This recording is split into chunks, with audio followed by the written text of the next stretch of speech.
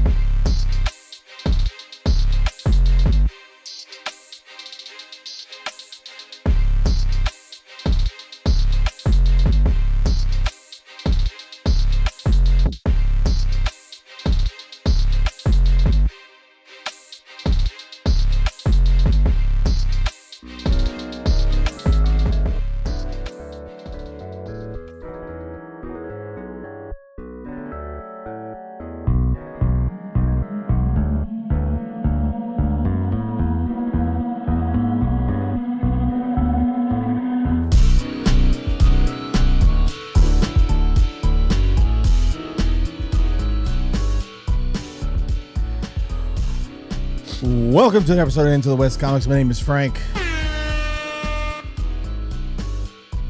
The hot dog, corn dog, pickle, Teen Wolf is here.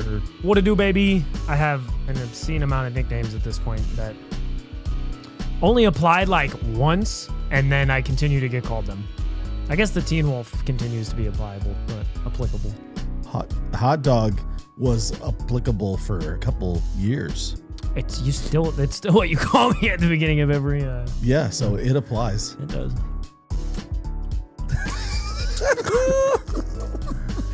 We're gonna do a great job today. Uncle Nephew Shane is here, and he's ready. Woo! And he's ready. Hey now! He's prepped. He's juiced up. Good morning to you, hot dog, and Frankie Fruit. Good morning. He comes directly to us from beautiful North Las Vegas.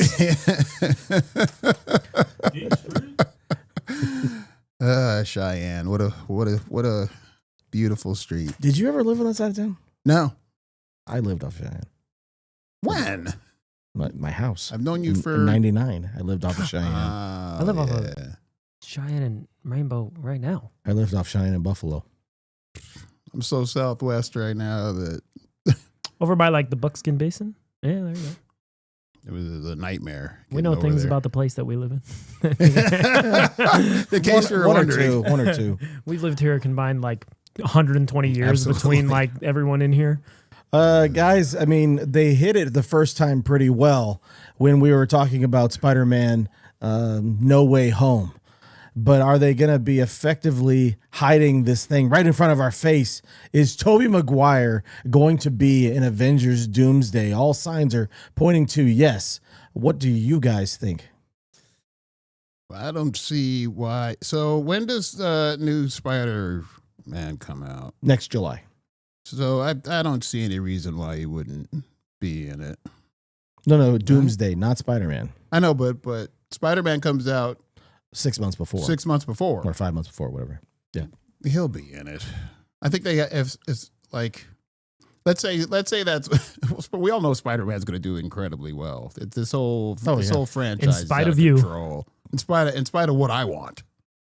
We're still paying for it. We're still paying for a ticket for him to see it. Oof, he's still going. I refuse. I will go under protest. That's how much I hate that dude, the other dude, the dude. But I think he'll be in it. What do you think? I think I don't know who. I think it would be more difficult to narrow down who is not going to be in Doomsday. That's a I fair would think question. he'd be in it. Andrew Garfield came out and was like, "I'm not in it." But I don't know. Does anybody really believe you after We're the less than a month away, Paul, No Way Home from thing? the actual first look, I guess, at this Doomsday trailer. It's going to be attached to Avatar, Fire and Brimstone, or what was it called? Fire and Ash. Fire. I like that better. though. Fire Sulfur and and brimstone. Avatar, Blue and Fire. Avatar, they're red now. Yeah, that's going to be out in theaters next month. If we go see it, Now. if we go Parentheses. see it after the show, I'll be asleep because the movie's going to be 3 hours long.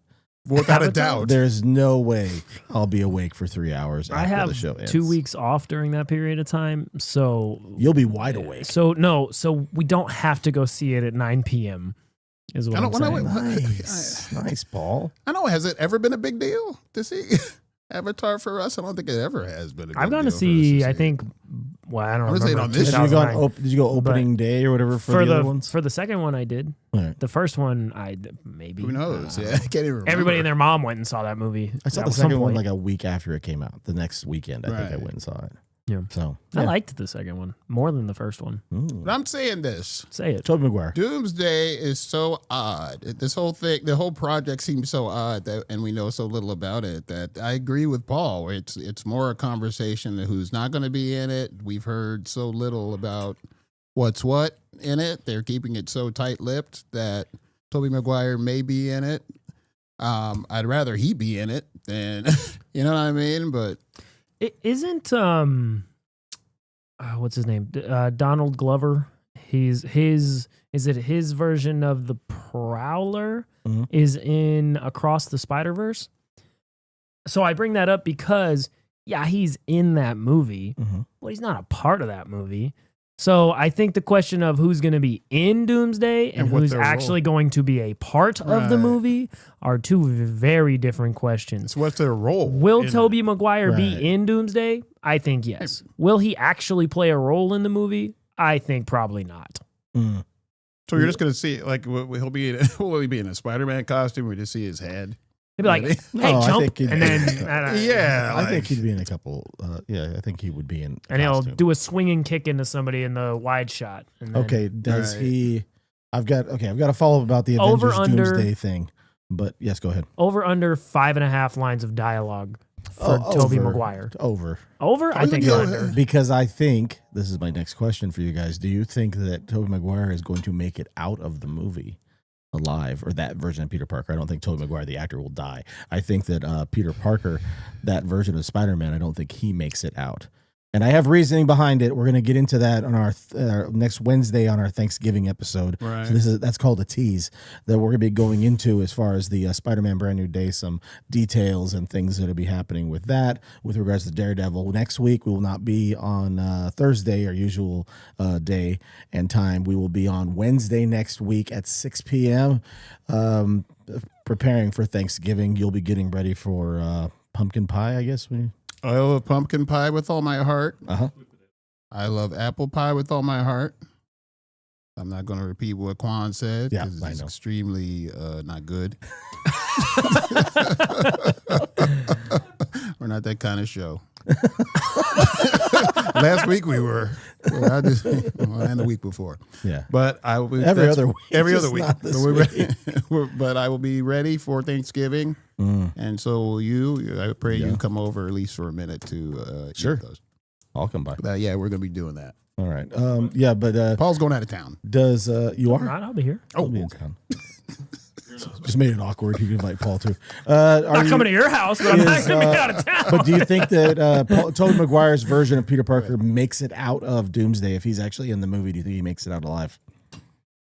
I don't think he's going to play Starting to lose that. characters. I mean, we got to start to lose. Some I legacy. don't I agree think- with Paul. I don't think he's going. I don't think it's going to be that serious. I don't think he's going to have that big of a role, so therefore, no, I don't think he's going to die. Maybe he'll die in like a snap kind of thing Whoa. where a bunch you of imagine? characters die at the same time, and it'll be like, no, Toby. a But, fireball like, and I also don't know if I would care Okay. if he died. Like, he almost died at the end of, what's Way it called? Home. No Way Home. And I was like, no, but like, he's done all that he's gonna do. Like, he's not. know, Hugh Jackman Wolverine, where now even if Hugh Jackman's Wolverine died in a movie, I'd be like, whatever, I've seen it. You know what I mean? It's not going to hit like that. And also, he hasn't been Logan. right. He hasn't been the character for 25 straight years. That's why I So I was agree like, with you on that too. whatever. Like, will it be heartbreaking? He was my favorite Spider-Man. I can honestly say that. Tobey Maguire was my favorite fair. Spider-Man. I didn't even mind Spider-Man 3 all that much, except they crowbarred Venom in. But at this point, That was pressure from the studios to crowbar him in. That wasn't their It original plan. wasn't Sam Raimi's deal to even have him in. But I feel at this point, we had 10 years of that Spider-Man straight. Right. And then he's probably not been that Spider-Man for how 15? long? 15. A long time. When did Spider-Man 3 come out? 2006? 2007? Oh, it's been a minute. It's Yeah. been a minute, yeah. So at this point, I agree with Paul. Even if he does go in a fireball or I wanted to ask you, Frank. There's like this. I saw a post of it on Twitter, and I don't read enough Spider-Man comics to know, and you read every single one of them at least a little bit. There's like this cosmic version of Superman that some people were theorizing Tobey Maguire would be in the movie. Do you Cosmic version of Spider-Man. I think it's a cosmic version Yeah. of Spider-Man. Do you have any idea what I'm referring to? Yeah. He's definitely, it's a cosmic powered spider. It's like a black and white suit. I think it has like stars or something on it. Mhm, yeah. Yeah. I don't know if that's the direction they're going to go, because I think that they want to pay fan service to Sam Raimi's Spider-Verse thing. I see that there's a potential there to where they can build some stakes where it's been rumored, and again, we're going to be talking about this a little bit more next Wednesday, but it's been rumored that Sadie Sink has been cast, the star from Stranger Things. She plays Max in Stranger Things, that she will be playing Mayday, who is going to be Tobey Maguire's daughter. And I think that what happens is she is going to be the connective tissue, because it was also announced that she has been cast to be in Secret Wars. So I think that her character is the one that is going to lead connecting to bringing Tom Holland and other characters from different groups together. Yeah, I know what you're talking about. Yeah. I can't remember. let me see. But I think that she's going to be the one to bring some of these other characters into whatever they do with Secret Wars. And I think there's got to be something that with stakes happen that would make her be motivated to go and find other Spider-Man. There's all kinds of rumors with regards to these different versions of Spider-Man. Could we finally get Miles Morales? It has long been rumored that in Secret Wars, we could finally get Miles Morales on screen, live action. That would be crazy to finally come full circle to get that after we've had all three of the Spider-Men on screen, to finally get Miles Morales as Spider-Man on screen. That would be pretty cool.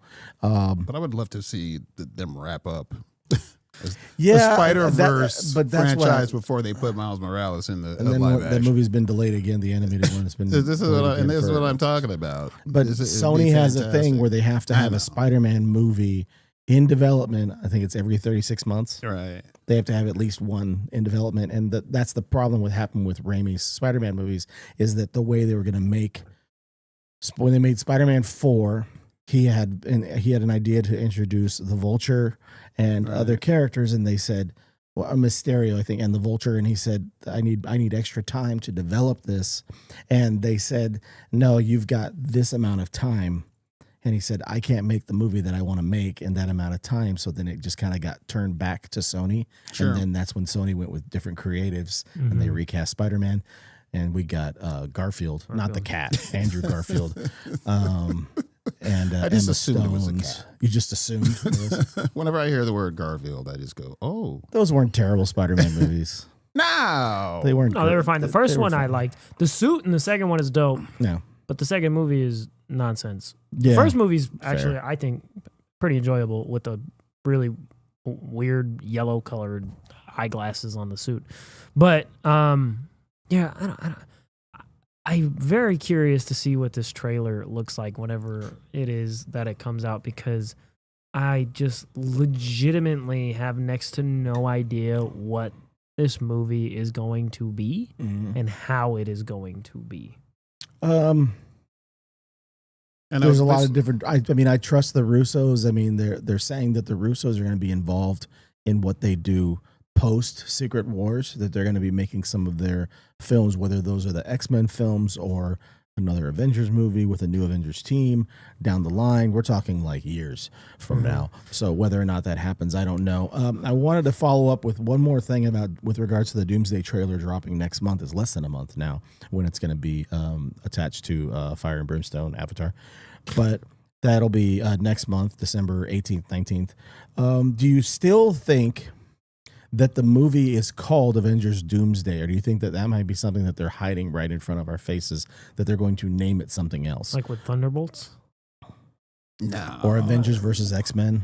They gotta call it Doomsday. Maybe. Right? But like that feels like a massive mistake to not market it the whole time as Avengers versus X-Men. But how much have they really been marketing the movie? Almost next to none. Yeah, but I feel like They've got a year, I'm saying. I think I would be much more interested in this film if from the jump they called it X-Men versus Avengers. Sure. But I don't know. I guess it's possible they've done it before. All right. It would be it would be cool. I don't know if it would, because they've make done a it ton of before sense. where they've given us the name of a movie you just mentioned, the Thunderbolts, and then they change it at the end. It's New Avengers, and then the following weekend they don't even wait for people to get spoiled. They're just like Changing they're billboards. advertising on billboards as New Avengers. actually this movie is named this. At Comic-Con, when they had announced Captain America Civil Serpent War, Society. the Serpent Society, or Society of the Serpents, or whatever it was called, and then they got to the end of their panel in Hall H, and they said, well, actually, this is the name of the movie, and then they put Civil War, and then everybody Was that at the same everybody thing? I lost thought their it was minds. later that they changed It was during, I think it was during the whole presentation, Huh. and then like within like 20 minutes, they changed it. So They've done it before. So there's Yeah. some Will precedent. they do this? These are fine examples. but I think if you're going to do it, then you should be doing this a year out before I you've don't entered like- any marketing, before you've seen any Yeah. footage, It's before too you've seen any of secretive. this stuff. The thing that And- I Oh my about There's a lot of questions about It's too Doomsday. many not, questions. Not enough answers yet. Spider-Man in particular, I think the thing that I am most keen on is I would love for the dude who played, I can't remember, his real name is Miles Canton from Sinners. He has said he would like to play Miles Morales, and I think he would be Preacher Boy. I think he would be dope No, he as would be. Miles Morales. But other than that, with the Spider-Man stuff, I like Tom Holland, and I'm actually excited for that movie, but I don't know how much I care that they're involved in whatever's going on in Doomsday. I think I want X-Men to play a big part, so it would be cool if it ended up kind of being that, whether they changed the name or not. But I don't know. I mean, we'll have way more to talk about it when that trailer finally does come out, unless it's just Robert Downey Jr. standing there in front of the screen being like, I'm me, and I'm in this movie that you've heard a lot about, but really not much about. Where's I'm getting paid $100 million. Goodbye. Goodbye. He's not going to be asking that very often. I need. This episode is so calm, Quan said in the comments. I need my $100 million. Oh, really? It is a. Very It's a very low-key. NPR episode. Let's get to yeah. Don't ju- worry, ju- Copper Drop is coming, everybody. Just wait. then I'll be Let's, yelling and screaming like a madman. Let's get to the topic that we sort of overlooked. We kind of got off the rails last week a Yeah. little bit. What with do you some mean? things. Well, we spent a lot of times We only talking named about the rum episode cake and couches thing we and, didn't talk about. and watching movies at home in our underwear. Sure. You can go back and watch that episode. It's on there. It's really good. We're going to talk about some DC Studios developments or news. Superman Man of Tomorrow has announced that they are going to be casting Brainiac. There have been rumors about who could be possibly casted as Brainiac. And we've heard names from all over the place, from Batista to Bryan Cranston to Matt Smith. And I wanted to get your guys' thoughts. Who do you think should be cast to play Brainiac? Oh, man. I don't think I really thought about this much at all. Cranston would be great. Cranston would be great, but I don't think it would. I don't know. I guess it could be Cranston. Are we at the point when it comes to Cranston that we just Oh. see Walter White? I Or guess are we maybe. not? Are we not there? Maybe. Well, I'm sure you guys Well, I don't know how you guys feel. I still see him a little bit as the dad from Malcolm in the Middle. So he's not entirely Walter White to me because he was. And that's coming back because he was. Oh yeah, I saw that. Disney Yeah, Plus it's like a one season thing, right? Yeah, but so that's who he was to me before that, and I didn't watch Breaking Bad until actually fairly recently. So I don't know, but I saw. Yeah, I did actually. I liked it. But. I saw one person said, I don't know if they're, I don't know. The guy who plays Ronan in the first Guardians of the Galaxy, Lee Pace. Yeah. He could be really good. He's a big, tall dude who's imposing and play that kind of stoic, like, coldness. He has a pre-existing relationship with James Gunn. Yeah. So it could be That's him. what a lot of people were pointing towards. Batista, I don't know. No. I don't know, dude. Yeah, I don't Not see Dave it. Bautista. He's not pulling that off. Does he want to do the makeup thing again? He might pull it off, but I don't think it's something he'd take at this point. I don't think he's, I don't know. I think Matt Smith would be crazy. I think Matt Smith would be dope too. Shame. Dude, well, that's a thing. Acting wise, there are certain people that could pull it off. That's why I mentioned Cranston, because acting wise he'd be pretty fantastic at it. But looks wise, I think. Do you think what they're looking for is the look more than anything? More than anything else at this point, is it the look? So I'm trying to think of different. I'm looking at things we've seen, because there's so many different avenues you could go down to try to find a Brainiac at this point. I'm looking at some fan casts. Someone said Sean Harris from the Mission Impossible Fallout and that movie. He could be good. One I low-key really like, it's the second one I saw here, Sterling K. Brown could be a really good Brainiac, I think. Who else is on this list? Let's see. Peter Serafinowicz, I guess. I don't know. Lee Pace, Mads Mikkelsen, Ray Fiennes would be good. Yeah. Good. Voldemort. He'd be Voldemort. But are they looking for someone to play this part? Is he done one and done as a villain, or is he here for a very long time? You know who I would like Dave Bautista as? Who? Mongol. Okay, yeah. Dave Bautista would be great for Mongol. He ain't putting all that weight back on. Like, he'd have to be a big dude. Like, he's super thin now. Yeah, you think they do CG? Like, no, he just, I think, get that big again. But he wouldn't do that. Why not? Because, like, he's in a different headspace now, that Bautista. Can you talk to him about it? Yeah, we discuss it all the time. They were hanging out together today for lunch. I'll just say it. Like, I agree with you. I think it'd be absolutely amazing because he's taken some roles, especially recently, that are absolutely dope. Like, he's been dope in. But I don't. But I don't know if I'd see him being Brainiac but me looking at where he's at now, just on social media, he seems so happy at this. He seems more tranquil as an actor now. Yeah. Who do you think could play Brainiac, Frank? No, I like the Matt Smith idea. And now that you've mentioned some of these people, I kind of don't see Bryan Cranston in the role. No, I really like the Sterling K. Brown call. That's interesting too. How old is Sterling K. Brown at this point? 45, 50? Somewhere in between there. Yeah. That's what you have to think about too, is if you're going to have a guy who's playing the roles for a long time going forward, if they're going to be doing. Do you think they're going to do prosthetic stuff, or they're going to do Josh Brolin as Thanos type beat? That's what I'm saying. So does it really matter? Like, how many of us before, like, if we were doing this in 2012, how many of us would have said, yeah, Josh Brolin for Thanos? That's fair. That's fair. I mean? It very well could be somebody out of the blue, or like a Brendan Fraser might be kind of cool. He's had a resurgence as of late. He has that Rental Family movie that just came out, which is supposed to be pretty good. He's doing a new Mummy. And he's doing a new Mummy with Rachel Weisz again, which is supposed to be pretty good.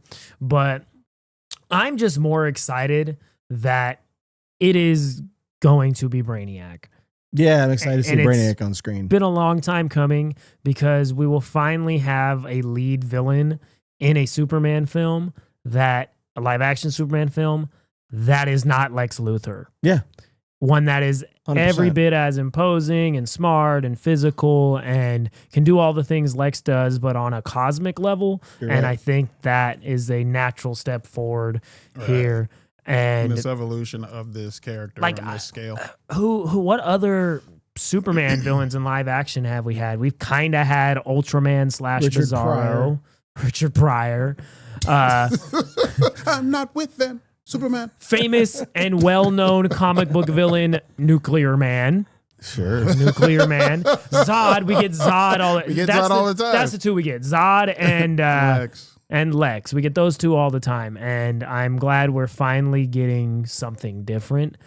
And I'm excited to see. This is why I like the character of Metallo so much to be a Superman villain. Because not that many people know him. And he's an interesting character. Just the same way Gunn took these interesting character for the Suicide Squad. You know, like it's an interesting villain for Superman to have. That's why that's why I dig the Brainiac aspect of it, because it's an interesting and different kind of villain to throw at him.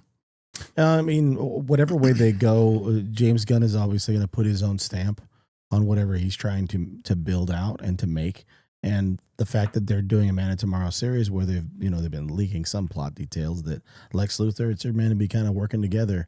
So it adds a different dynamic to Lex Luthor. The last time we saw him, he's in Belle Reve. Didn't he get transferred out? Yeah, he got transferred out. He's trying to negotiate. I don't know. I blocked out a lot of that stuff for the Peacemaker finale. But, yeah, he's How rude. So he's trying to kind of rehabilitate himself. He's always got an agenda of what he's trying to get to, like playing the long game. But I think it would be kind of an interesting dynamic to see him and Superman play off each other. Sure. Well, they often had good do chemistry in the comics, and those two did have good chemistry. So I think maybe what some people from the outside looking in might think is all of a sudden Lex is a good guy.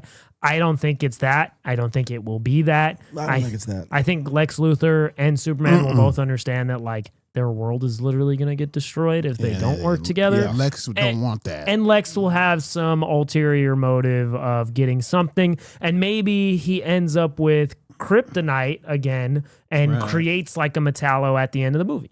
Which would be dope.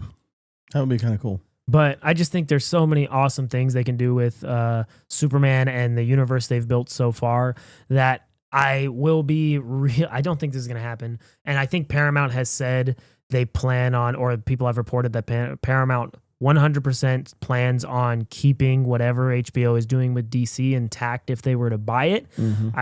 As far as if another company were to buy them, I haven't seen anything about that, but it seems like they would keep the creative teams and the execs there for Saffron DC. would stay, James Gunn would stay. But if they were to get a whole new lead, like, I would be so disappointed that I don't know if I would watch the next, whatever they ended up coming up with the DC thing. Of course I probably would, but it would be really, really annoying to find that they finally have some traction, like outside of the finale Peacemaker, which we didn't love. Everything else was really, really solid, and it was off to a really good start. And even the Peacemaker thing, like, it wasn't the greatest finale, but it didn't ruin anything going forward for the story. It just was a little lackluster, a lot of lackluster.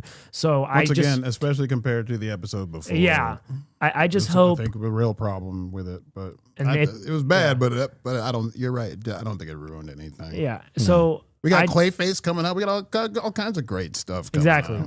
And we got Mike Flanagan. Supergirl. Lantern series. Yeah. Mike Flanagan said he doesn't know what they're doing, but he's producing the Clayface movie. He doesn't know what they're doing, but he could definitely see Robert Pattinson being in the DCU. So, I mean, he said he literally has no idea what Reeves and Gunn are planning, which, I don't know if I believe him. Right. But I don't know how much credence to lend to him saying he would like that. Is it like his way of saying he heard it, or is it just literally like, I think it'd be cool? I don't know though. But I'm really excited about everything they have going forward. They just announced that Green Lantern or Lanterns got delayed to the end of summer 2026. Was it the beginning of summer 2026? Where was it supposed to come out before that? I thought it was coming out in the first quarter. Yeah, so now originally. It's coming out in It's coming out halftime. So they'll be coming out after Supergirl. Okay, I mean, I wonder how much that matters. I don't know if it does. I didn't actually even read why it was being delayed. I assume because of CGI and stuff, or maybe I would ratios? hope that that's the reason. If they're worrying about how it looks, I'd rather that than any other problem. Yeah. Well, you're talking about like some new projects that haven't really been seen, like on live action film with Clayface, and then on screen is like a detective type of story. When we last saw Green Lantern in a live action version, it wasn't very well received. No. So you making this a little bit more grounded and a little more gritty, more leaning into them actually solving some type of mystery or an investigation going on. You also think about the logistics of this, or the timing of this, is that Supergirl will be out about a month before San Diego Comic-Con. They're going to have a panel at San Diego Comic-Con. So when they get to that, they can do their full panel for Clayface. They can talk about the future of the DCU. They can talk about Lanterns all they want, because neither of those things will be out yet, and they can hype up all that stuff. And they might even have some footage to show for Man of Tomorrow at that point when we get to next July, to where they can build up more hype and more momentum for themselves come next July. That's going to be a big San Diego Comic-Con. We got to figure out how we can get over there for a day or so, That would be super just cool. to hang out and to be around over there. Real fast though, quickly going back to what they got coming up as far as DC and now about going back to Pattinson being in Batman going forward and all that. Like, the Penguin was so ridiculously successful. Do you think that they, this is clearly an option for them, that Pattinson might be Batman? It has even to with be. Reeves, right? It's got to be. They an option, have to be yeah. thinking about it. It would be truly shocking. And also considering Starting from scratch. Mm. the You guys think two Batman is bad for DC though? Like, I think it is. Stupid ass. I think so it's a bad look. Quan asked if he thinks it's a bad look for us to have. No. Yeah, it's not on. He asked if he thought it was a bad look or just confusing or not in the bare best interest to have two Batman running around, two different Batman movie. And I think depending on how they execute it, it could work really, really well, because there's multiple characters in different mediums all the time. But it could also just be incredibly confusing. And isn't that the problem with movies right now? Like, everyone's so confused with movies. 'Cause Yeah. it's everything's hurting going movies. everywhere. I agree.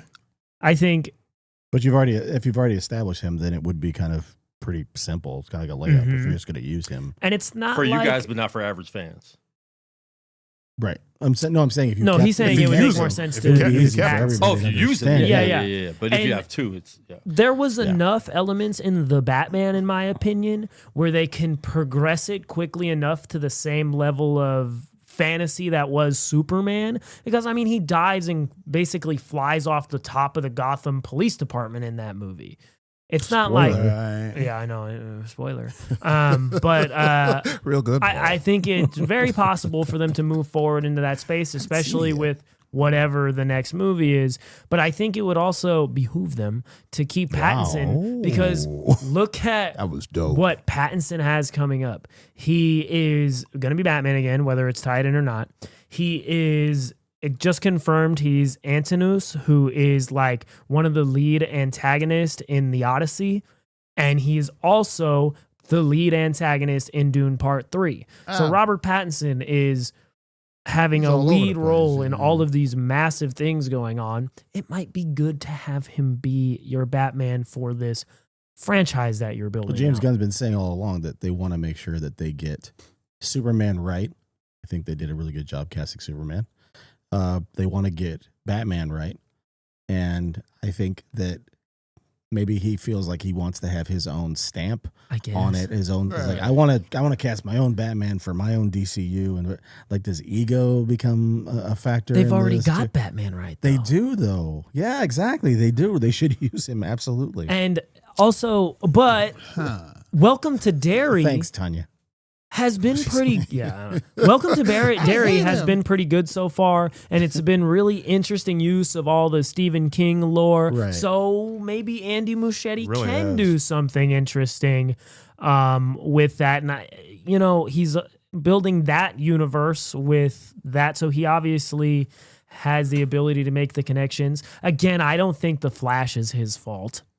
I think that movie was No in one does. production for 10 years. It was in developmental hell for a long time. It was in production for like 10 years, and he came in the 9th and 10th and actually made it happen. So, I mean, how much of that is to be held against him? So, For the record, right across the board, we gave it 8s. I think we did with like a Fantastic. 7 or 8. Yeah. I'm not that high on it anymore. I think it's a fun movie that's also really bad at some Do points. not replay the video. Loving it Please. at first. We know. embarrassing. Superman was better Into than The the Flash. receipts. Please Sorry. do not. Please leave me alone. I really us like all alone. Superman. As far as the casting, though, we're talking about Wonder Woman, right? That they want to get the big three, right? It is also rumored they're casting actively an actress in her 20s or 30s to play a significant role in. We don't know what the role is. A lot of people are assuming that it's Wonder Woman, but if it isn't Wonder Woman in Man of Tomorrow, I've got some options for you. I got 8 names, and I want right, you let me guys to see. just tell me a couple that you think that are possible. Would it go to the person that replaces Miss Tessmacher for Lex Miss Luthor as one of her Tessmacher! personal assistants? Mercy Graves, Live Wire, that's, kind of a lower tier Superman villain. Silver Banshee. That would be James Gunn. Oh, Silver that would be Banshee. really cool. Lena Luthor. Okay. Is a possibility, right? And then I'm going with like some some hero side because, an anti-hero and then some heroes. One that has been speculated to be replaced or recast is Harley Quinn. We don't know if Margot Robbie is still going to be playing Harley Quinn going forward. It's been rumored that she is going to be replaced. She's getting she would old. play the role if they asked her.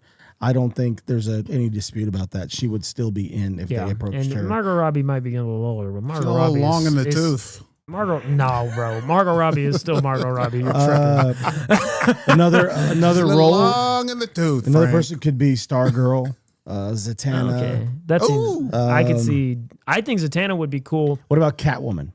in a Superman movie, though. No, I don't thank know. you. Well, they have, but I'm saying they been haven't done. really set up any of the Batman stuff yet. been done. You could set it up from the outside, set up the villains first, Sure. and then go. Yeah, I think of the names you said, the villain that I like most is Silver Banshee.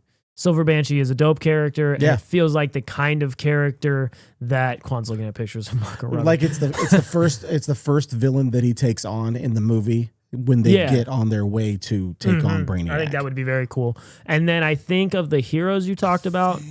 Stargirl feels like someone he would probably do, but also so does Zatanna, and I think Zatanna is a more interesting character. I agree with that as well. But no Barda, perhaps? Oh, Nothing going on I there? just didn't have You her. didn't on the have her list. on I there? would be fine with I like that. Big Barda would be a lot Shane, of fun. I like that a lot. Because now you're setting I'm up... gonna talk about that later too. Because now you're setting up, new apocalypse type of thing. Perhaps maybe there's an entrance to that, maybe Yeah. a little dark side action. But I agree. Silver Banshee has always been a fun character, and you could put anybody.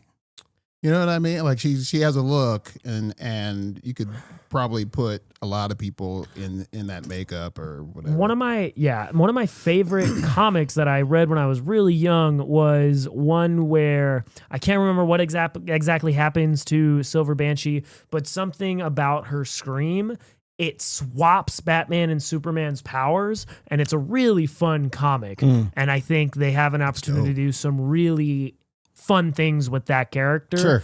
And it could be like the Engineer, except actually I think Silver Banshee is a cooler character than the Engineer. So I think that would be a really fun extra, because there's going to, like, Brainiac's going to be the villain. but there's gonna be another kind of B tier villain in there. Silver Banshee would be dope. As you're building to whatever's happening. And I think maybe even some version of Metallo will be in the movie because they've established Kryptonite. So I think that would be really cool. He's just dope. And his heart is powered by kryptonite, and he's a metal dude. And He would be dope. he'd be dope. What do you think they do with the whole Salvation Run thing, Frank? Yeah, Frank. That's a blind spot for me. I don't really know. Okay, so I don't know if they're going to turn that into a full movie or series. Everybody's thinking that we're getting a Checkmate series out of what happened with Peacemaker. What if they make Salvation Run a series? That could be kind of cool. That would be. And you're dealing with like a James Gunn inspired version of like Lost, where supervillains are creating tribes to take each other out, and in the middle of it, you have Peacemaker's John Cena. John Cena's Peacemaker. Yeah.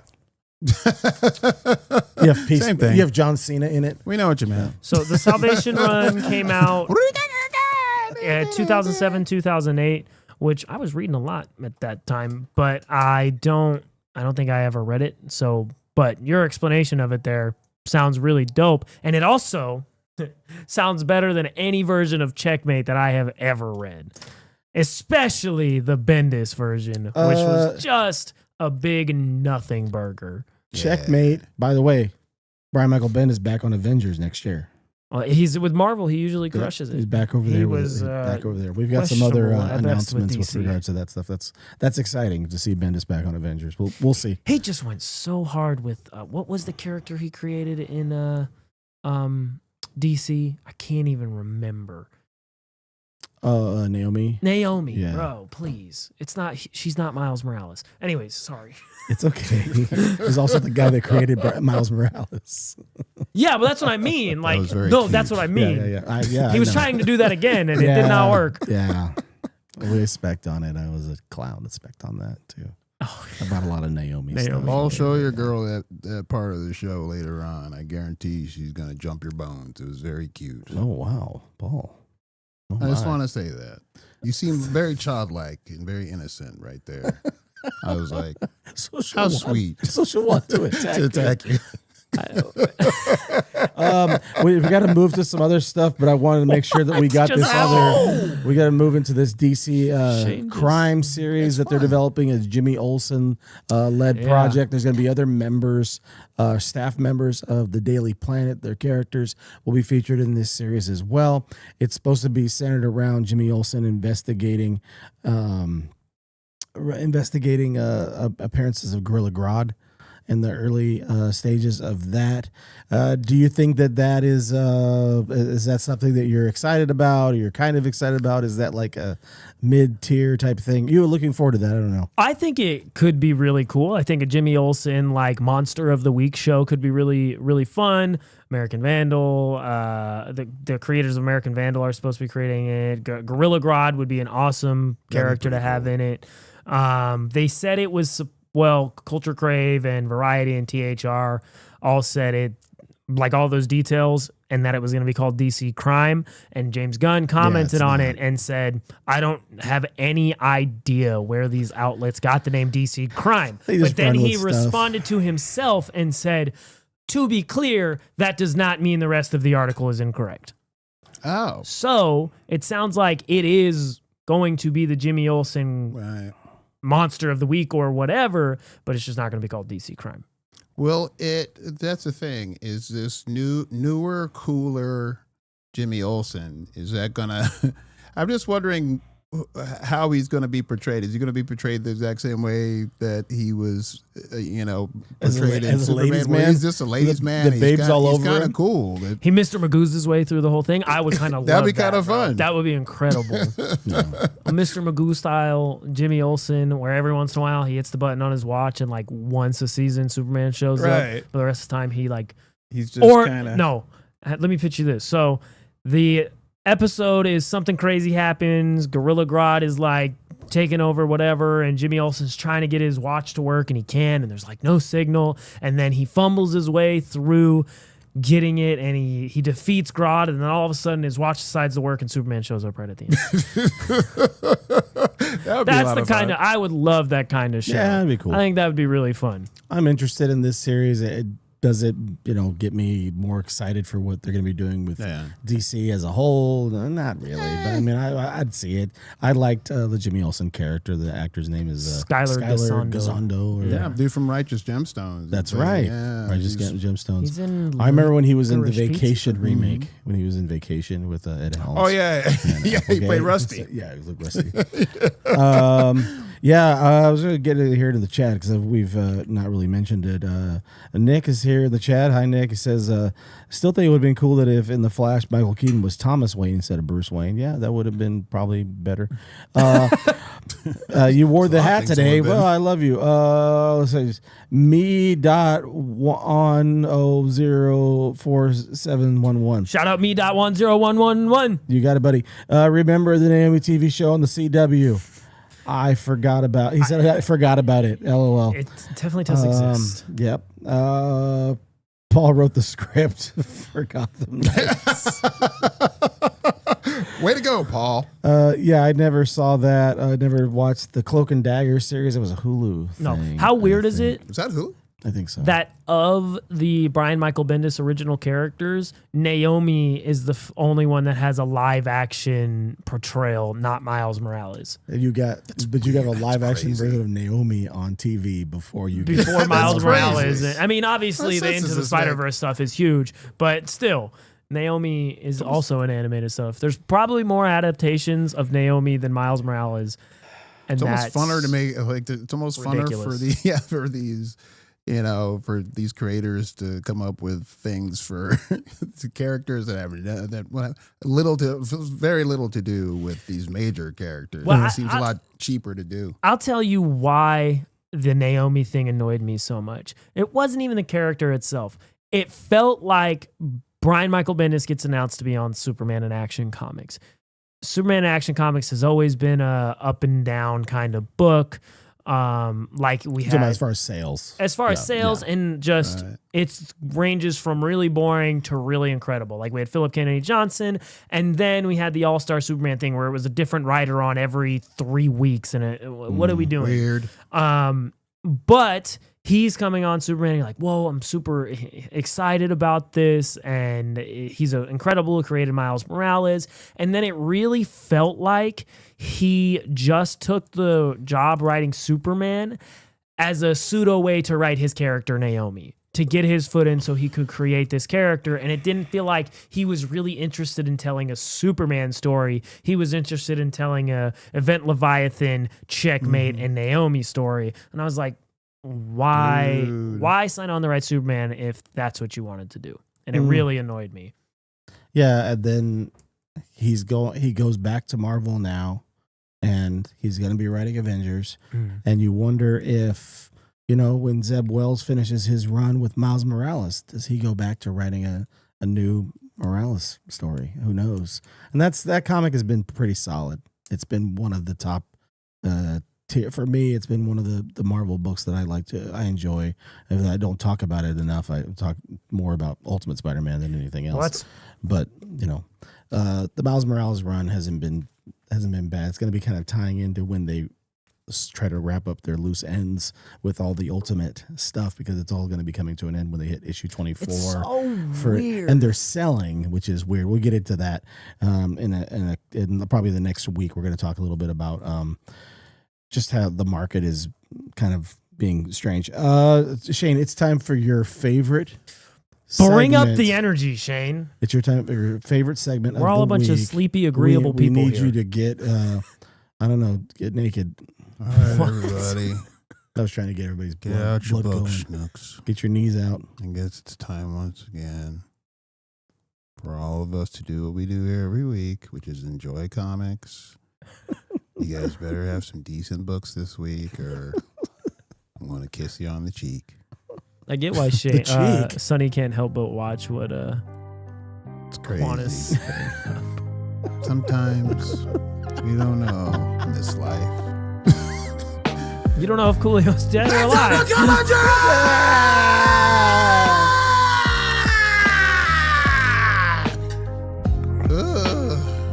He's worn out. He had a long day today. He had a big lunch. Let's do this. Who's ready? Yeah, baby. Yeah. We're gonna have a good time. Huh? Paulie, you ready? Yeah. Frank, are you ready? Oh, baby. Quan, are you ready? Oh, Quan's not ready. Bobby 702, you ready?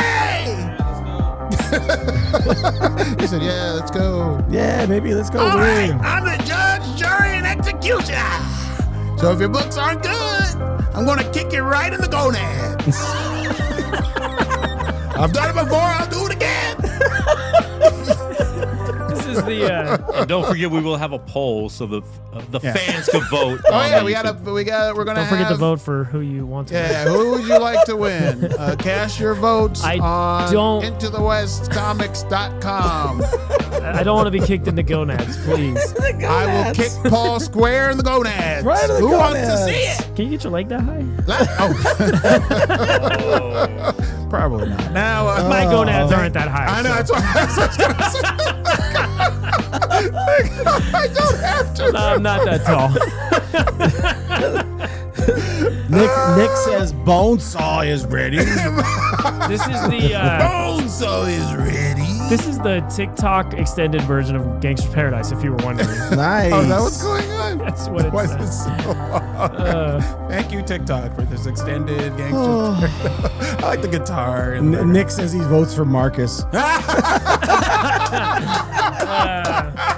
You would, Nick. Excellent job. You would. Excellent job. Unbelievable. So, who is going first? Let's see. Paul, Frank, Marcus. Which one of y'all booty stank?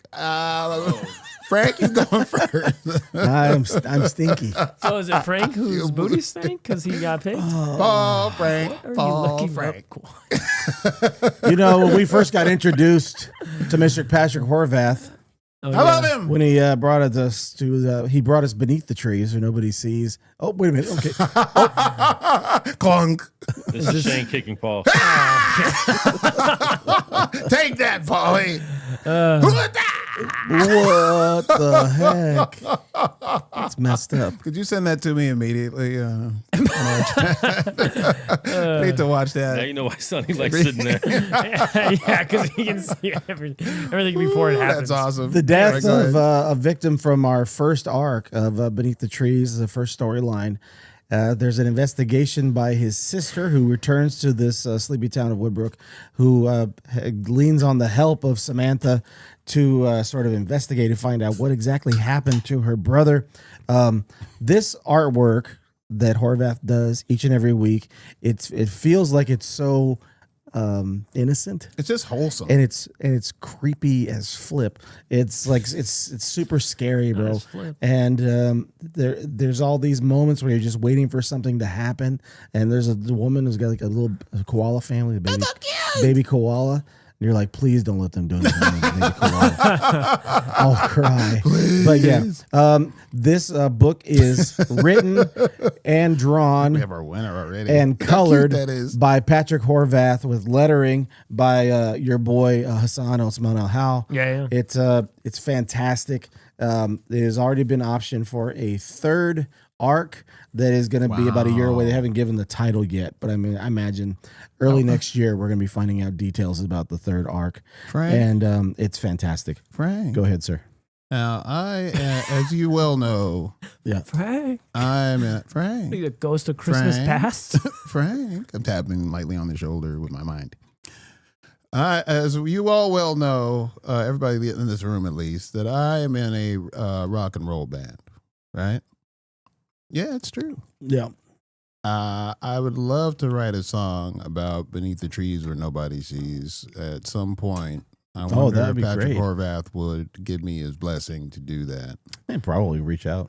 I'm Send him gonna a do text that. message. I'm gonna send him Yeah. a text. Send him a ask tweeter. Hopefully, he might be watching this. I at could some send him a point. tweeter if you want me to. Yeah, we can tweet about him. I think he'd really like it. He would approve of the tune once I am finished with it. I love that. You gonna Thank check you that? so You check much. out the issue. It's nuts. This is just the greatest thing ever. All right, go ahead. All right, this is a little bit. So Copper Drive is over. This is a little different. Change of pace. You say yes, write then you win. Song. I guess I won. They are switching to a bi-weekly release schedule for this Dreadnought War storyline. Duke and Cobra Commander are on the run. They're being hunted by the Dreadnoughts. There is a fan favorite character who makes his first appearance in the comic book. It's written by Joshua Williamson, and Tom Rowley is back on the art, and it is colored by Jordi Belair. There are some crazy splash pages as far as the action. I want to show you some of this stuff in here. They do a great job. It looks like we're finally going to be getting the meetup of Duke and Optimus Prime when we get to about. We've got about 4 or 5 issues between for G.I. Joe. Not 6 or 7, 4 or 5. None of that in here. Between it, actually, you know what, Paul? Please. It's 6 issues before they get to that. It's 6 or 7 issues. 6 or 7 issues away before they get. But there's a nice. I don't want to show you that last page, but that is a fan favorite character who gives a big clunk to Cobra Commander, and they're on the run from the Dreadnoughts. It's every 2 weeks they'll be having another part. This is part 2 of 5. It's fantastic. It always stresses me out when a book goes bi-weekly because I'm like, I'm gonna fall behind. I think they're trying to catch up with a story that they're doing within Void Rivals and Transformers. They're trying to, because they're going to be doing some crossover event in Void Rivals pretty soon, like in the next month or 2, called the Quintesson War or something that involves characters from Transformers as well. I guess the book that came out this week at everybody's LCSs, I picked a couple of the covers out and want to show you guys. Batman, Deadpool. This is the follow-up to Deadpool and Batman. This is under the Marvel imprint. This is the DC side of things. This is the Bill Sienkiewicz cover of Deadpool with you see Batman there in the reflection of the little claws. You got this, the homage to Hulk and Wolverine issue. It's pretty crazy. Sienkiewicz is an incredible artist. And then I also picked up the Zatanna Scarlet Witch Mark Brooks variant. That's very cool. See, this is why I believe Zatanna would make a fine live action whatever. She'd do a good job. I forgot to put that on my pull box. They had a ton of them. I'm sure they have extra. Yeah, they do. That's in my pull box for sure. Oh my word! So there is a story. Obviously, Marcus is in the spirit of Marcus is there. They're telling an overarching story throughout this. Is it a kind of it's an oversized issue?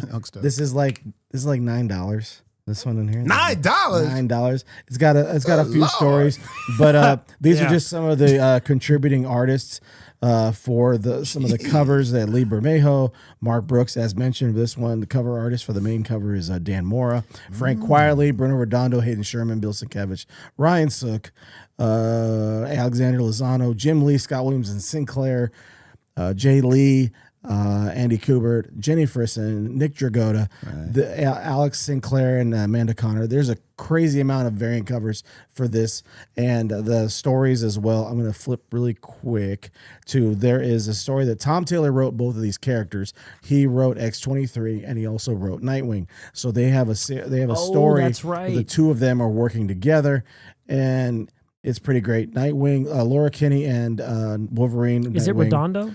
Redondo is on art, Adriano Lucas is the colorist, and Tom Taylor's writing. Then they have a Harley Quinn and Incredible Hulk story in here, as well as Static and Ms. Marvel, written by G. Willow Wilson and drawn by Dennis Cowan. And Klaus Janson does the inks. It's ridiculous. Wow. John Constantine and Doctor Strange, written by Joshua Williamson, Scott Snyder, and James Tynan, and drawn by Hayden Sherman. Whoa. This is wild. That's why that book costs $9. Oh, okay. That's why that book costs It's great. That explains it. It's great. And I have a question with regards to this. I've got to ask you guys after we get through Paul's stuff. I don't want to mention it. Get to Paul's stuff. I'm sorry, not get through. I think get through it is more apropos. But yeah, I'm done. Because I think we already have our winner. All right, go ahead, Paul. I think you're gonna like this first book I have. So I mixed it up a little bit this week. I thought, the guy who hates that I don't mix it up, Sonny, would be here, and then he wasn't. So I hate you. Screw him. Should have just. I picked this first book kind of for Sonny, but it's really cool regardless. I'm looking at it right now. I thought he would think it was cool. Dope. It's Spawn, The Dark Ages, issue 1 of 6. It is written by and the art is by one Liam Sharp, who you might know from the Intergalactic Lawman, Green Lantern with Grant Morrison, another book I like a lot. Great. So I think that Image with Spawn and Exo Man of War can sometimes be really bad about calling an issue number 1, and it's really like issue number 35, but they just re-upped it. But with this, it was not that. It is the King of England or whatever it was at that time, the guy who inspired the Arthurian legend of King Arthur, and he goes and finds the Dark Ages version of Spawn and asks him to help fight back the barbarians. And the this version of Spawn agrees, given that he allows the people who follow the kind of not religion, but the kind of seances and the more mystical things, they won't be prosecuted if he helps Arthur. And it just has really, really cool art from Liam Sharp. And there's one really dope, where the Spawn character comes around the corner, and it is just the dopest design for this medieval Spawn. Show it to Bobby there. It is a super, super cool book. There's not a ton of action in this one, but issues 2, 3, 4, 5, and 6 are gonna be off the chain. I'm hoping like Berserker level of off the chain. Liam Sharp is dope, and I was really pleasantly surprised by how cool this was and how easy it was to jump on board. Nice. That's my first book. That's a number 1. So if you want to get into a new series, there's that for you. If you want to kind of catch up on something that's a little bit in the middle of it, I'm actually not sure how many issues this is going to be. I would assume 12. It is another Image title. It is Ghost Pepper by Ludo Lullaby, and art and color by, again, Adriana Lucas, who is one of my favorite artists and colorists. He is probably my favorite colorist. Like Jordi Belair and Tamara Bonvillain are awesome as well. But Ghost Pepper, I've talked about the first issue or 2, I think, as well. There was this great being called the Cinder who was destroying this world, and then this character who you meet in this issue named Batar defeated him and shunned him to the moon. Well, you find out that maybe he didn't actually do this, and this Wanderer you meet in the first issue is actually responsible for saving the world, and why have they covered it up and made it seem like it was this Batar guy? There's also this other storyline with the Ash, the character who actually saved the world, is found by this food truck girl who runs a food truck. She uses these things called ghost peppers, which need to be diluted, but they're delicious, and she cooks it in her food. Well, Ash just straight up eats one in this, and they're like, whoa, he's gonna die. And he like levels up to a whole new power level at the end. It's very anime. It's very cool. It's 5 issues into what I believe is 12. I could be wrong, but it's really very, very cool, and I've been very happy with this. This was actually Brandon at Maximum Northwest told me to pick this up for issue number 1, and I've loved it ever since and not looked back. Now, my final book is the final issue for now. It's going to be on hiatus for a little while. I think Romvi, I don't know what he's doing and what Evan Cagle is doing, but issue number 12 of New Gods. I talked about issue 11 last week, the penultimate issue, just because I couldn't help it. It was so dope. This is a really wonderful conclusion to the prophesized child that was born as soon as Darkseid died or went away. You have the Black Racer, Death, fighting these Niktari ships that are waylaying Earth, and then this child uses Wonder Woman's lasso of truth to like tap into like, he's like, I'm not sure what to do.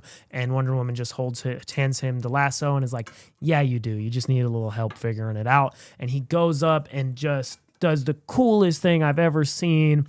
And then he ends up lost in a black hole, and who but the greatest escape artist of all time comes to save him? Scott-free Mr. Miracle. It's a really, really wonderful use of all of these New Gods and Jack Kirby creations, and I think it's really, really great that they started this run, that it's gone 12 issues, and that hopefully they stand by their word and pick it up again whenever the hiatus ends. But it was just really cool, and Evan Cagle is dope. His art is incredible, and I loved this for all 12 issues. I think I told Frank around the first issue too. I was like, bro, this is really, really good. And there's some interesting tie-ins to what's going on with Darkseid in the greater DC universe or the DC comics, but it's not overtly attached to that.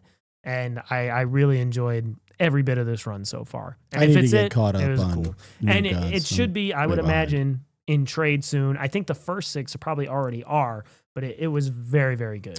I think the first arc is out in a trade format. The first 6 issues. I was looking on here for the Ghost Pepper thing too, Paul. That they announced the second arc, so there'll be at least another 6 issues. It might be going past that. You know that Boom Studios and Image Comics, they do it all the time, where they have stuff that's kind of like in a pilot season, and then it gets expanded into more and more. So this is Evan Cagle's art in New Gods 12. It's just beautiful, and I think it's really, really well done. Scott-free, rescuing him from the black hole. It's just, even the mundane, like a conversation between Wonder Woman and this child, just is so striking and awesome. And I really, really enjoyed it. And I hope Cagle stays on when it comes back as well. Same. That looks great. Like I'm interested in that. I gotta get caught up on New Gods. I'm like way behind on New Gods. So who wins, Frank? And why is it Frank? Because you hate me. No, Frank doesn't automatically win. Vote for the spirit of Marcus in the chat. Yeah. Yeah, let's vote for Marcus. You say a lot doesn't happen in this spawn, but this spawn is pretty setup. cool. It's very cool though. Look at that. That's a very sexy. Very cool. Sharp on the cover, I would imagine too. I'm not actually sure though. Very sexy. But Beneath the Trees is always fun. All right, I'm gonna give it to this week. Spawn Dark Ages. Whoa! You hey, win. all right. Frank's winning right now in the chat, but Is he? So how do we want to do this? Do Okay, Frank and so I both get a? How close are you to Frank in the chat? I have 0% and Frank has 50. The other 50 are the 2 votes that me and Frank gave to Marcus. All right, Frank wins. Okay. Do we have more prizes? No, the Dark Ages one is super dope though. But we got. I mean, it looks cool, but Horvath, yeah, we got to give it to Patrick I Horvath. think we got more So prizes. Frankie, here comes the prize. The prize bag is coming, Frankie, for you. The winner of this week's Copper Drop. How about me and Frank both win because we showed up? No. Now, because we showed up. Well, Shane Where's my actually prize? I don't win nothing on this show. You win book What'd you get? recommendations. Hey, I Whoa! got a Stranger Things. I got 11. Yay! that who it Nice. Woo! Yeah, Hold show it the- up. Show the camera. Let him know. Oh, it's so cute. Well, back it up a little bit. In the middle. There you go. Yay! Yeah. 11. Wow. It's coming back next week, right? Yeah, next week. Is that next week? Yeah. Oh Lord. So Every episode is 4 hours long. I haven't caught up yet. Can't wait. Sit there all night every watching episode is an Avatar. movie. it. Can't wait to fall asleep through it. No, we won't do that, will we? No, it's gonna be great. All right. I'm looking forward to I it. haven't caught up, so We're talking about stuff that Speaking comes of. out of a pilot season, kind of thing. Originally, if you guys remember way back when, Word. James Tynan, when he wrote Something's Killing the Children, that was first pitched to Boom Studios as a 6-issue limited series. Right. And based off the success, I mean, you're talking about a book that before the first issue came out, they ordered second and third printings That's how of it the first flew off the copy. shelves. Yes, they had under first 6 ordered. issues were incredible. Yeah, so it's a crazy series. It's one of my favorite books, I think, that I've been reading the last not 8-10 years. It's fantastic. It has been optioned for 2 different projects, an animated series Word. as well as a live action series. And I wanted to get your guys' thoughts quickly to see who you think we could possibly cast to play the main character in this series is Erica Slaughter. Who do you think we could get? Rob was going to be, had something come up with the family. Rob was going to be on the episode tonight. He sent me his picks. So you guys go ahead and then I'll let you know who he picked I've got For, one. Erica Slaughter. So it's supposed to be young and younger. You can pick it and young and older? old. You can just pick the modern day one if you want. I've got my pick. I know, like without a shadow of a doubt, who I would like, but I want to hear your thought process. Maybe you'll sway me one way or another. Here's the weird thing, and it's not because Frank pulled the Stranger Things. I thought Millie Bobby Brown mayhaps. Let's see how it works out with the Stranger Things and the finale of Stranger Things. She's older. She's wiser. I know people are kind of throw a blonde wig on her. You know what I mean? Because everybody else I have in mind are kind of long in the tooth. I've thought either her or what am I forgetting her name? What's the chick from Big Bang Theory? Oh, Kaylee Cuoco? Yeah, why not Cuoco? Huh. Cuoco would be fun. Interesting. Take a break from the Capital One commercials with Absolutely. James T. Kirk. Toughen her up just a little bit. I know. I mean, or if she was younger, I would say Charlize Theron would be dope. Right. Charlize Theron. Maybe an Anya Taylor-Joy would be a good pick. Those are not my picks. But what was your pick? Who was your pick? I think, and maybe it's a little bit of recency bias, Elle Fanning would be dope. I like that. Elle Fanning would be super Elle dope. Fanning, The yeah. way she played kind of the silly, but also the serious in Predator Badlands. Elle Fanning would be sick, I think. Or Dakota. She might be but just I haven't watched Dakota in anything in a long time. Elle Fanning might be just the right age. Elle Fanning, too. yeah, right? Exactly. Anya Taylor-Joy maybe too, though. Yeah, I was going to give you guys, I've got 2 picks, but they're like for the modern age. But I'm going to give you Rob's. For the younger version of Erica Slaughter, there is she's a singer, teen singer. She's in like some of the Disney zombie movies, zombie TV shows. Her name is Freya Skaya. Okay. Freya Skaya. This is crazy. I have to tell you a story. Have you ever never heard of something and then you're aware of it and then immediately that same day you hear about it again? One of my students was wearing a shirt. I thought it was Sabrina Carpenter. I said, who's on your shirt? She said, oh, it's what was it? Sky Freya? Freya Skaya. Freya Sky. I was like, I have no idea who that. I've never heard of that person. And it's very bizarre to me that as soon as I hear about that person, it immediately comes. It's like one time I was talking to Kevin. I'd never heard of Joe Coy, and I saw him on TV before work one day. And then Kevin asked me about Joe Coy the next day at work. Bizarre. Anyway, That's That wild. was a very strange experience for me just now. That is his pick but she for the younger version. absolutely looks the part. Yes, 16 years old. She's 16 years old. Perfect. She definitely could I think she would be really good for a younger version of Erica before she's, obviously jaded and she's seeing the stuff that she sees, when she makes her journey to Archer's Peak in that first arc of Something's Killing the Children. For the older version of Erica Slaughter, he picked Anya Taylor-Joy as well. Oh, okay. And I think that would be my pick for the older version. And you mentioned her before. You said Freya Skaya. Way back when we talked about casting a Something Killing the Children thing, it was Robert and Sonny and I said Taylor Swift.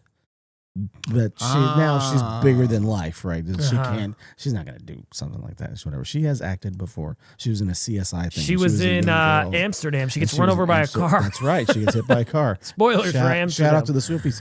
But also, she has acting chops. She is a singer.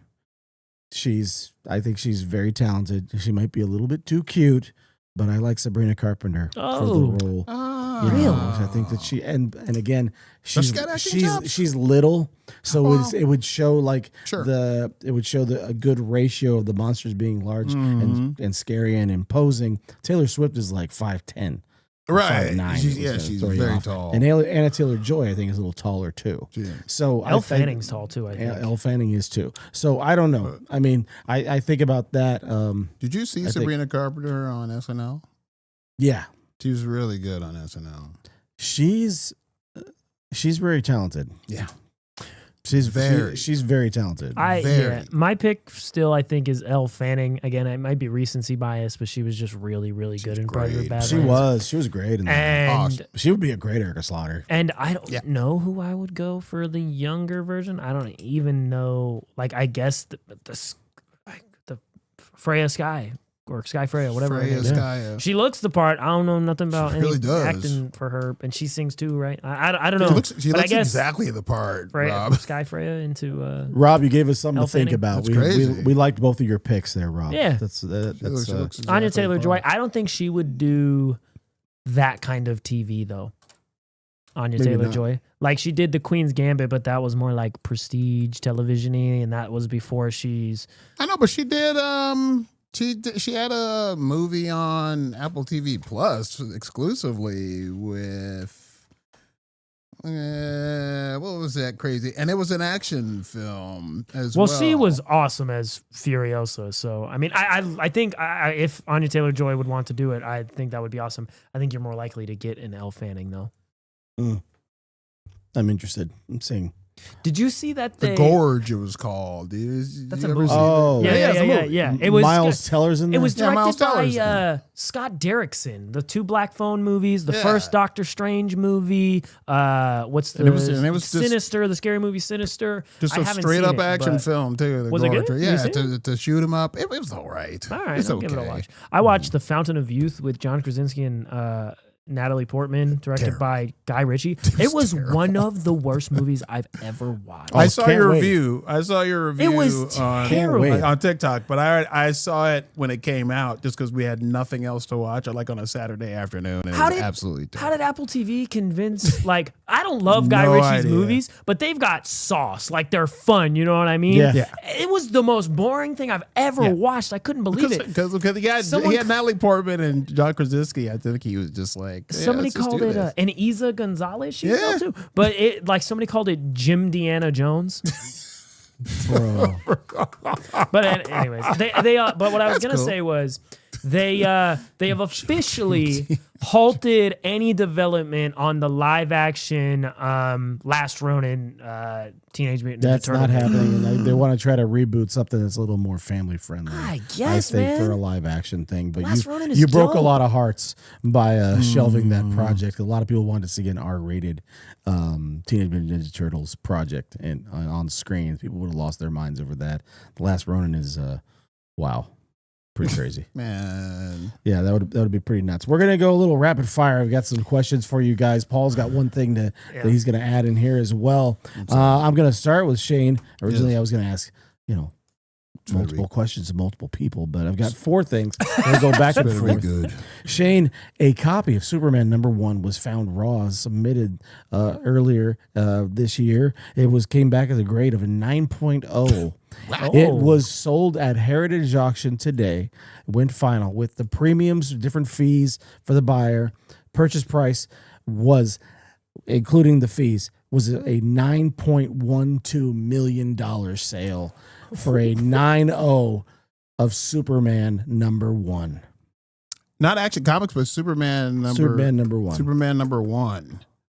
Oh, I mean, I would assume since the grade on it is so high, the return of investment might mayhaps be worth that. $9.12 million. So it was actually sold for 7.6.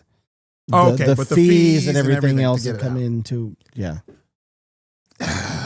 If you got Because the it's- money, Frank, people have more money than ever. You got the money. You gonna, Well, who you bought might it? buy Nicolas that. Cage? I know who bought I don't know. Like, that who- sounds like a thing he would do. I mean, it's wacky, He's bought but some big books in his lifetime. Well, and he owns Yeah. a ton of the Superman memorabilia, right? Yeah, Yeah. was it Henry Cavill who bought it? I don't know. I don't think Henry Cavill. It's a private Well, buyer. No, I think so. It'll probably come up soon. Who bought it? It happened today. It happened this morning. The sale went through. That's the most amazing thing I've ever seen. Boy, people have a lot of money, but I'm telling you, Let me hold it out. it sounds reasonable. Let me hold a dollar. Paul, you're I up think next. Paul would buy it if Paul had $50 million. Oh, sure, yeah. I If you had bet 50 Paul- million, you'd buy it for 9 million. He'd buy it. Yeah. Okay. But he'd pay. You know. Okay. And Bobby would do it too. Nice. Paul, Batman Deadpool comic has gotten early positive reactions, and the Deadpool and Batman comic that came out 5-6 weeks ago, people are still talking about that they really enjoyed it. Seems to be some good momentum to come out of these two crossover events. Would you like to see this as a future crossover thing that they do once or twice a year? Would you like to see a limited series that carry over, expanding on these stories a little bit? What do you think? I think I'd like to see it every couple of years. Okay. I think it would kind of diminish how Water it down. special it is. There's a Batman Spider-Man comic, I want to say from like 2005 maybe. I'm not sure who the creatives are on it. I read it like crazy when I was a kid. I probably there's probably rips and tears and smudges all over the pages because I read it so much. It's like they're going after Kingpin. And it was just super, super cool. And I think and I'm sure there's been, I don't know, has there been any in between then? But make it an every couple of years thing. Make it a special event. If you start doing it 2 times a year, first of all, how many stories are you going to tell without just telling the same stories with different characters? That's fair. I think every couple of years would be super cool. But maybe don't go 15 years without doing it. I got to look up what this Spider-Man book was. Paul, Shane, what do you think? Would you be down to see like an annual thing or twice a year? Yeah. They did this agree, twice Paul. after a long time. They did this twice in 3 months. It's going to get watered down real fast if they do it that often. Every couple of years. Every couple of years should be fine. It better be a really special type of. I like the of fact that team it up. had that connective tissue, like what they did with Tom Taylor and Redondo, to be able to do both of those characters that Tom Taylor had spent a good amount of time writing both. Oh, that's I cool. found it. That's That's really that's where cool. it makes it worth it. It's Batman, Spider-Man, J.M. DeMatteis wrote it, Graham Nolan on art, and Carl Kessel is the colorist on it. And it's from That's cool. It's from 97, I think it says. All right. Which, so I was like little reading it. That's not too far back. I was like, I mean, that's 20 plus years before they had the amalgam stuff they had too. So if they wanted to get into this and do it every couple of years, like you guys said, I'd be down okay with that. The only two other than this Batman Deadpool thing that I can think of off the top of my head is this Batman Spider-Man one I just talked about, and the verses when like Thor fought Superman and Batman fought the Hulk and all of that other stuff, and that was what, the 70s? Yeah. Those are the only other ones I can think of. So maybe a little more frequently than they have, but not too frequently. Every 6 months would be. I mean, I think that there's definitely a market for it. That people love to see when their favorite character gets to interact with another character, especially when it's the big two. You get to see that. Sure. Whoever is writing it, you gotta have a magnificent writer. Shane, this is going to you again. We've got to move quickly. We got a few minutes left. The Criminal live action series. I know that I was going to also mention Task has been renewed for another season, but Criminal live action series. This is from probably almost 20 years back. It's different eras of crime families. It is written. It's a very gritty. Everybody that's read comics, it's not a capes and powers type of thing. It's very gritty, a crime noir drama type of thing. Takes place over different eras in time. This has been adapted into a live action series. It's going to be on Prime beginning next year. Emilia Clarke, Charlie Hunnam are going to be playing in this series, and they're written by Ed Brubaker and illustrated by Sean Phillips. I've got to get you some of this stuff for you to check out. It's great stuff, and there's been a lot of excitement around this series. It's finished filming.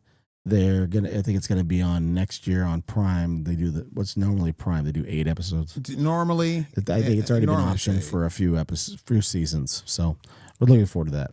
That sounds great, especially if the stories are top notch, which they should be. Prime can be hit or miss sometimes with their projects, but this does sound pretty interesting, and it does sound something different than what Prime normally does, which is give us kind of a wacky. Sometimes Prime can be kind of wacky. This question was sounds great. Paul, what do you think? I think that sounds dope. Criminal's really good. Lexi actually read one of the Collected deals. Yeah, one of the spinoffs. It was like all my heroes are drug addicts or something like that, and she liked it. Yeah, it was really well received at the Love time. crime families. People were all over that series, and it was written over different decades, and it has like some connective tissue. Right. It's really cool. Paul, Love it. We'll again, watch it. talking about stuff that they find out there in the wild. A warehouse was purchased. It might have been a distribution center for Diamond Publishers, a collection of 800,000 comic books, also including toys, Magic the Gathering cards, and statues, was found in somewhere in the Bay Area, I believe, is where this was found. Found? 800. No, the guy purchased the warehouse. Oh, okay. It was a distribution center that was shut like down. He bought the warehouse. 800,000 comics, tons of graded books. Okay, tons of graded books. What's in it? Just like tons of stuff. How long would it take? How long do you think it would take us to go through it all? 800,000 800,000 books, Paul. years. It'd probably take all of it. Like, let's say we're all working on it. All of us. Me, Sonny. And like 10 more people. 10 more people. Like Barney is there. He'll slip all the highly graded books like in the back of his pants, and he'd steal them. Our friend, Comic Tom up there in Washington, in the Great Northwest, Tom and his buddy Jeff, That'd be dope. the Golden Age guru, they purchased a house full of comics. Is estimated to be 350,000 comics. They bought a house from this family that was trying to sell the house. They bought the collection. And the Great there were Northwest multiple somewhere? bidders up there in the Seattle, Washington. I think it was Seattle or Portland, but it was up in that area. They bought a house full of comic books, 350,000 books. So it's like Storage Wars, except Basically. for a warehouse and a house. Like, I imagine the amount of money they're spending. We were talking about last week. What you spent on dude. grading. I can't imagine what you spend on just grading these books. It is like wild to me. is there a comic? There must be comics in every nook and cranny of that There's house. gotta Like be. like everywhere. There in It's my used house. for installation. bathroom. Installation. Yeah, like, Not 350,000. They're in the but there are walls. my house. They're in the walls. We want to also mention Paul. The 30th anniversary of Alternate Reality is this weekend. Oh, very cool. Over there Very at the nice. shop. Go say hi to Ralph and the guys. Ralph. They're gonna have artists. They're gonna people doing sketches. They're gonna have different events. They've got an anniversary T-shirt they're gonna be selling. It's an exclusive dang. for the I gotta get 30th down there. anniversary. They're not gonna. It's gonna be while supplies last. There's not gonna be a bunch of these shirts. Oh. Once they're gone, they're probably gone. But if you're in the Las Vegas area and you want to go talk to a pioneer in the area as far as the local comic scene goes, and one of the nicest human beings there is, go see Ralph over at Alternate Reality Comics. Without a doubt. Celebrating their 30th anniversary, 30 years in the comic book business, selling all the funny books, and just a great guy. Congratulations to Ralph, and that's pretty much One of the greatest human all I- beings I ever met in my he's a entire great guy. life. He's a Nice, great. yeah. Known him super since cool. the 90s. When the joint opened up. Shane, Word. what do you got for the people? I just want to tell everybody that I know this was kind of a low-key show, and we're not the most interesting or funniest or nicest or best-looking funniest or people the on nicest. the planet. But we have a good time here, and we hope that you at least have a good time with We us actually- here on the show. Talked about the things we said we were going to talk about. I know this this week. is I got a through my list for wild. the first time. We didn't long have time. Sonny this week yelling and screaming. We didn't have Marcus this week being Marcus. So it was just three guys and Bobby and Kwani and a pizza place. And we've had a great time here performing for you tonight. Performing. That's what this was, a performance. This is a performance. Take your bow. Oh, real fast before I go any further, because there's plenty of time. There's only three of us. Look on YouTube for Austin City Limits. The Queens of the Stone Age performed just the night before last. They're live in the Catacombs live. And it was a brilliant set full of old Queens of the Stone Age songs and new. Check it out. Austin City Limits on YouTube's where better YouTubes are sold. Live in the Catacombs, queens of the Stone Age. Good night. Paul, where can they find us when they're in the catacombs? You can find us in With the Quatsa. I'm stopping you. You can find us in the catacombs at Into the West Comics on TikTok, Instagram, YouTube, anywhere you listen to a podcast, at Into_Comics on Twitter. We got a clip up today. We have a really cool video up on YouTube, courtesy of Quan. It's a little mini documentary of the Spooktacular from a couple weeks ago. We got last week's retrospectives of the show up. Thanks, shout out to Bobby. We got a couple other clips from last week coming up, and I'm sure we got a couple more from this episode, more low key, more informational, but you know.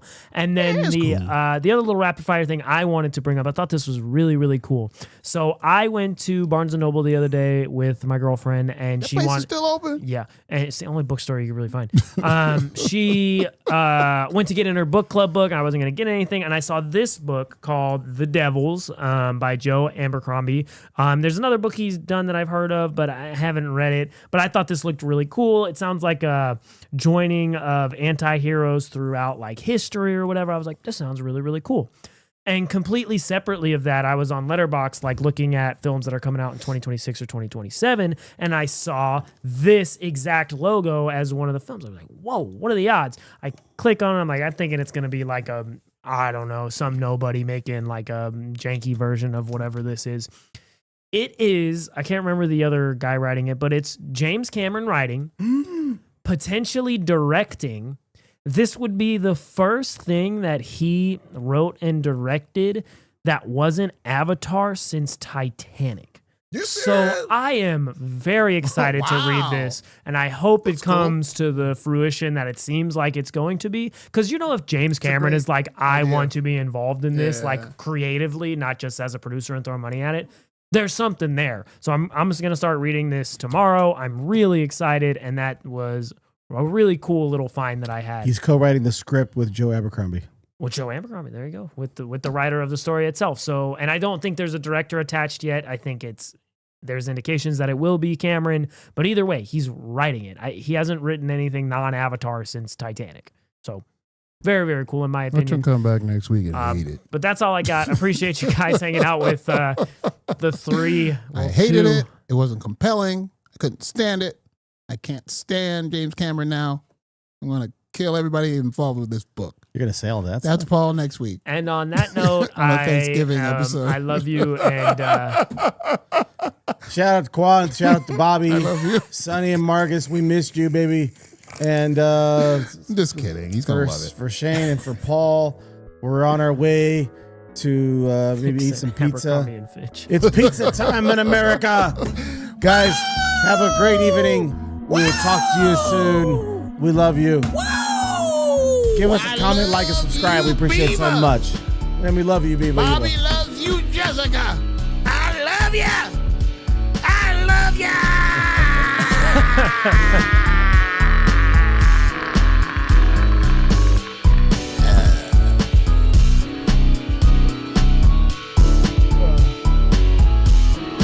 We did it. We did do it. We were very...